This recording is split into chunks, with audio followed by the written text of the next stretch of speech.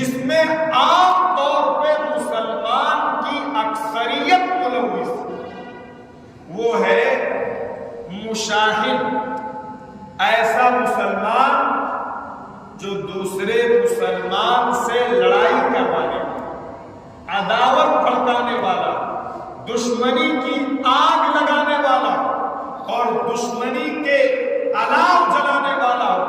ایسے مسلمان کی بھی اللہ کی طرف سے اس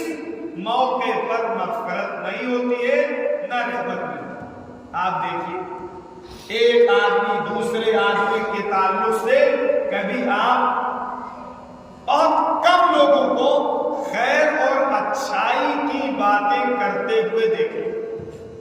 جب منہ کھلے گا تو فلاں ایسا ہے، فلاں ایسا ہے، فلانی ایسی ہے، فلانی ایسی ہے، اور یہ باتیں اس لیے کی جاتی ہیں تاکہ دلوں کے اندر بدگمانیاں پیدا،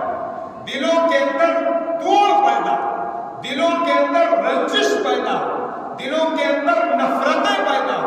دلوں کے اندر کدورتیں پیدا ہوں۔ یہ مسلمان کا ایک بہت گھناؤنا اور گھٹیا عمل اور صفت بن چکا۔ ہر مسلمان ایک دوسرے کو لڑانے کی فکر، ایک دوسرے کے دلوں میں حسد، کینہ، کپٹ اور اس طرح کی چیزیں، رنجشیں اور عداوتیں برپا کرنے اور پیدا کرنے کی کوشش کرنے والا، اللہ تعالیٰ کی طرف سے اس کی بھی مغفرت ہے۔ اگر کوئی آدمی اس طرح کی غلط بیانی اور غلط کلمات اور دشمنی کو بھڑکانے کا کام کرتا ہے، اسے توبہ کرنا چاہیے۔